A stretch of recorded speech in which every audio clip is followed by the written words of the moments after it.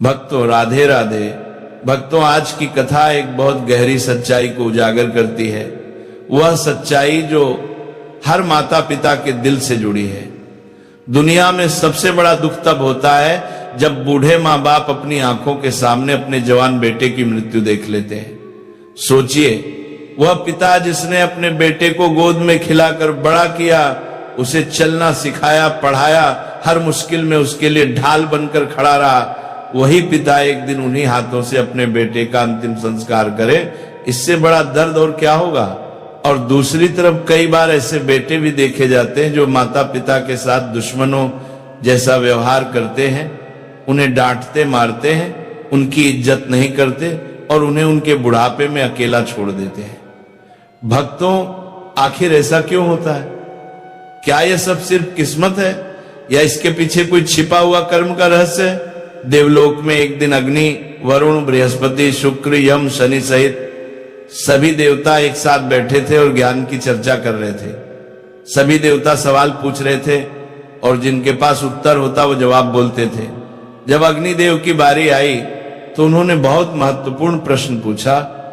हे देवगण, वह कौन सी संतान होती है जिसकी मृत्यु माता पिता की आंखों के सामने हो जाती है?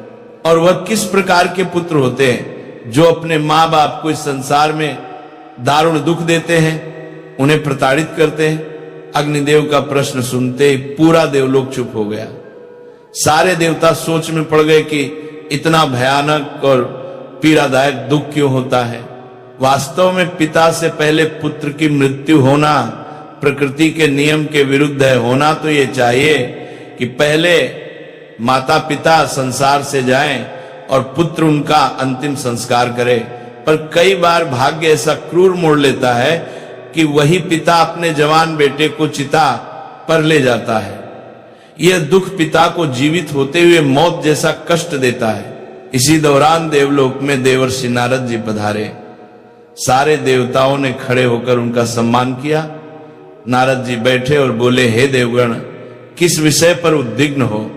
तब अग्निदेव ने प्रश्न दोहराया, हे वीणाधर, हम जानना चाहते हैं कि किस प्रकार की संतान की मृत्यु मां बाप की आंखों के सामने हो जाती है और किस प्रकार के पुत्र माता पिता को संसार में सबसे बड़ा दुख देते हैं। नारद जी मुस्कुराए और बोले, प्रश्न अत्यंत महत्वपूर्ण है और निश्चित रूप से इसका उत्तर हर मनुष्य को जानना चाहिए। मनुष्य का जीवन पूरी तरह पिछले जन्मों से संचालित नहीं होता, पर पिछले जन्म के कुछ कर्म ऐसे अवश्य होते हैं जिनका हिसाब आगे के जन्मों में पूरा होता है, क्योंकि मनुष्य के कर्म ही उसका भविष्य तय करते हैं। नारद जी आगे समझाते हैं कि कर्म 3 प्रकार के होते हैं, संचित कर्म, प्रारब्ध कर्म और क्रियामाण कर्म। संचित कर्म वे होते हैं जो पिछले जन्मों से हमारे साथ आते हैं और उनका असर कई जन्मों तक चलता है। मृत्यु के बाद भौतिक शरीर मिट जाता है, पर सूक्ष्म शरीर आत्मा के साथ जुड़ा रहता है और उसी के साथ कर्मों का लेखा जोखा चल रहा होता है। यही कारण है कि हमारे जीवन में जो माता पिता, भाई बहन, पत्नी पति, बच्चे मिलते हैं, वे सब किसी न किसी जन्म के हिसाब को पूरा करने के लिए मिलते हैं। कभी प्रेम का हिसाब होता है तो कभी कर्ज का और कभी पाप पुण्य का। देवता ये सुनकर उलझन में पड़ गए और बोले, हे देवर्षि, बात भारी है पर हमारी समझ में नहीं आई, इसे थोड़ा सरल भाषा में समझाइए। तब नारद जी बोले, ठीक है देवगण, अब मैं तुम्हें एक अत्यंत रहस्यपूर्ण कथा सुनाता हूं। इस कथा को सुनकर तुम्हें समझ आ जाएगा कि कुछ पुत्र अपने माता पिता को कष्ट क्यों देते हैं और क्यों कभी कभी पिता से पहले बेटे की मृत्यु हो जाती है। प्राचीन काल की बात है, एक गांव में एक किसान रहता था। उसके घर में उसकी पत्नी और एक बेटा था। उस बेटे का नाम था नकुल। कुछ वर्षों बाद किसान की पत्नी का देहांत हो गया। जिस समय किसान की पत्नी की मृत्यु हुई थी, उस समय उसे किसान के पुत्र की आयु मात्र 5 वर्ष थी। कुछ समय बाद किसान ने दूसरा विवाह कर लिया और उसकी दूसरी पत्नी से एक पुत्र पैदा होता है। संयोगवश कुछ समय बाद किसान की दूसरी पत्नी की भी मृत्यु हो जाती है। अपनी पत्नी की मृत्यु से वह किसान बहुत दुखी हो जाता है। फिर वह अपनी पत्नी का पूरे विधि विधान से अंतिम संस्कार करता है। उसके बाद वह घर आ जाता है और अपने दोनों बेटों के साथ अपना जीवन व्यतीत करने लगता है। धीरे धीरे समय बीतता गया और किसान का जो बड़ा बेटा था, जो पहली वाली पत्नी से पैदा हुआ था, वह विवाह के योग्य हो जाता है। तो किसान अपने बेटे के लिए एक अच्छी सी कन्या देखकर उसके साथ अपने बड़े बेटे की बड़ी धूमधाम से शादी कर देता है। फिर एक दिन अचानक से किसान बीमार पड़ जाता है।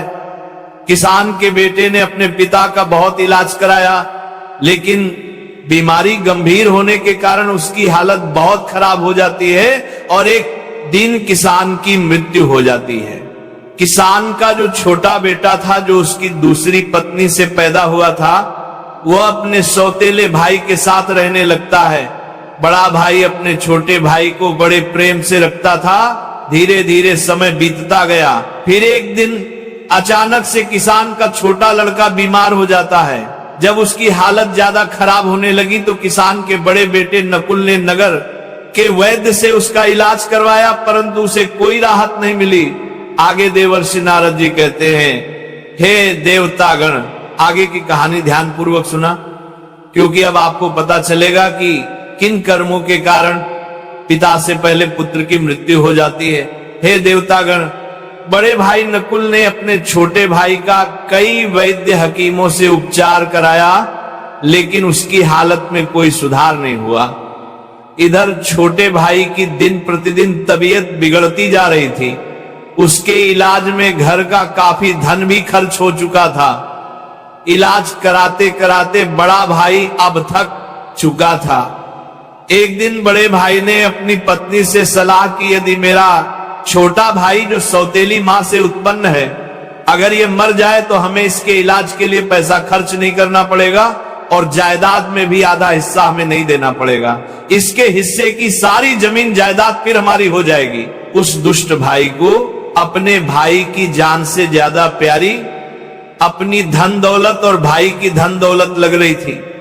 तभी तो कहते हैं, जिस मनुष्य के पास जितना अधिक धन होता है, वह उतना ही अधिक उस धन के पीछे पागल हो जाता है। किसान के बेटे का यह सुझाव उसकी पत्नी को भी बहुत अच्छा लगा और उसने अपने पति से कहा कि हम इसे मार भी तो नहीं सकते। यदि इसे मार दिया तो लोग समझेंगे कि हमने लालचवश इसे मार डाला है। क्यों ना हम ये काम किसी वैद्य से करवाएं। आप जाओ और किसी वैद्य को धन का लालच देकर उससे कहो कि वह दवाई के बदले मेरे सौतेले भाई को जहर देकर मार दे। इससे किसी को पता भी नहीं चलेगा और कोई रिश्तेदार हम पर शक भी नहीं करेगा। सब लोग कहेंगे कि ये बीमार था, इसलिए बीमारी के कारण इसकी मृत्यु हो गई। बड़े भाई नकुल ने पत्नी की बात मान ली और मन में विचार करने लगा कि यदि किसी वैद्य से बात की जाए तो हमारा काम बन जाएगा। फिर क्या था, बड़े भाई ने ऐसा ही किया। वह वैद्य के पास जाता है और उसे धन का लालच देता है। वह वैद्य पैसे का बड़ा लालची था। जब बड़े भाई ने उस वैद्य से बात की और उसे बताया कि मुझे मेरे छोटे भाई को जहर देकर मरवाना है, वैद्य पहले तो हिचकिचाने लगे, लेकिन जब किसान के बड़े बेटे ने वैद्य को इस काम को करने के बदले 500 स्वर्ण मुद्राएं देने की बात की, तो वह वैद्य यह काम करने के लिए तुरंत राजी हो गया। अगले दिन वह वैद्य उसके छोटे भाई का इलाज करने के बहाने से आता है और उसे जहर देकर चला जाता है। जहर के प्रभाव से तत्काल उसकी मृत्यु हो जाती है। अपने छोटे भाई की मृत्यु पर वे दोनों पति पत्नी बहुत खुशी मनाते हैं और सोचने लगे, अब तो रास्ते का कांटा निकल गया, इसके हिस्से की सारी जमीन जायदाद पर अब हमारा अधिकार हो गया है। अब मुझे जायदाद का हिस्सा किसी को नहीं देना पड़ेगा। वे दोनों बहुत प्रसन्न होते हैं। ये बात सदैव स्मरण रखना कि जो खुशी दूसरे के दुख की बुनियाद पर होती है, जो धन दूसरों की हिंसा करके कमाया जाता है, वह धन कभी आपको सुख नहीं दे सकता। और जो लोग दुख देकर सुख पाने की कामना करने वाले होते हैं, उनके यहां एक दिन महाभयानक दुख आता है और वह जीवन भर अपने किए पर पछताते हैं। आगे की कथा सुनाते हुए देवर्षि नारद जी कहते हैं, हे देवतागण, इस प्रकार से बड़े भाई ने अपने छोटे भाई को मार डाला और उसकी सारी धन संपत्ति पर अपना अधिकार जमा लिया। किसी गांव वाले को भी इस बात का संदेह नहीं हुआ। गांव वाले तो ये सोच रहे थे कि ये कितना अच्छा भाई है, अपने सौतेले भाई का कितना उपचार कराया, कितनी देखभाल की, कितनी सेवा की, पर बेचारा उसे बचा नहीं सका। क्या करता, रोग ही ऐसा असर था, बेचारे की मृत्यु हो गई। दुनिया वालों को क्या पता था कि वो मरा नहीं बल्कि उसे मारा गया है। बड़ा भाई सबकी नजरों में अच्छा बनने के लिए पूरे विधि विधान से अपने सौतेले भाई का अंतिम संस्कार कर देता है। उसके बाद वह घर आकर बहुत खुश होता है। धीरे धीरे समय बीतता गया। एक दिन उसकी पत्नी ने गर्भ धारण किया और एक निश्चित समय के पश्चात उसकी पत्नी ने एक लड़के को जन्म दिया। पुत्र प्राप्ति की खुशी में उन दोनों ने घर में भोज कराया, पूरे नगर में मिठाइयां बांटी।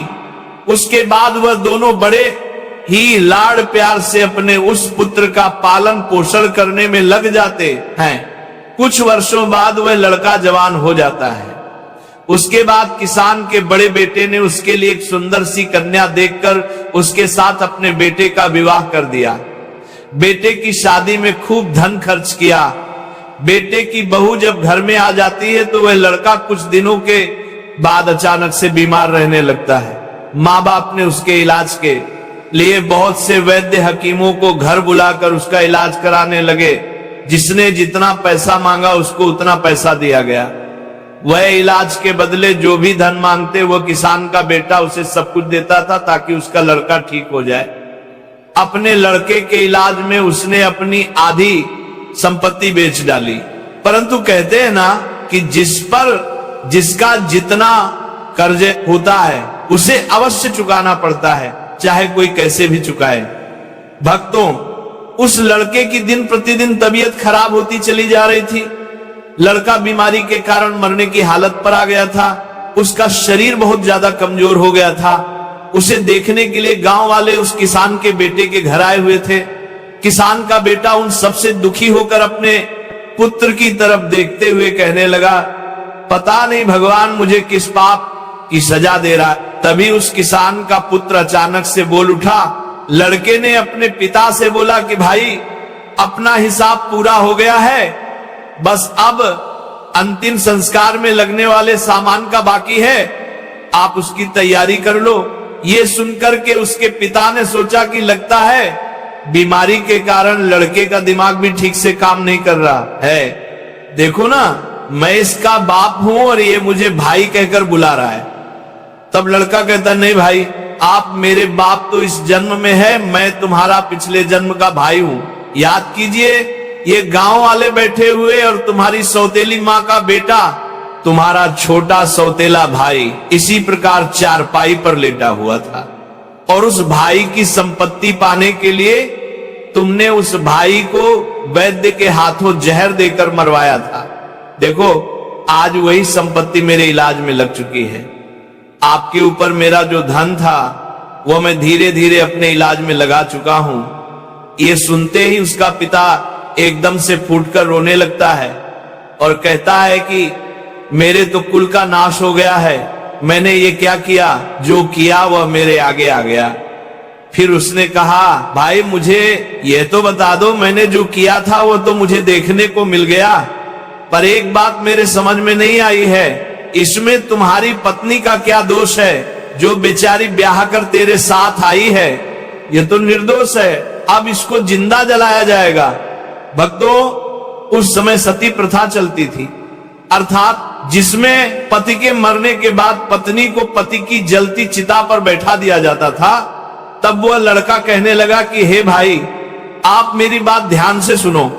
तुमने जिस वैद्य को मेरे इलाज के लिए बुलाया था, उसने आपके कहने पर धन के लालच में मुझे जहर दिया था। याद रखना, जो दुष्ट मनुष्य धन के लालच में किसी निर्दोष व्यक्ति को अकारण ही मारता है, उसको भी उसका फल भोगना पड़ता है।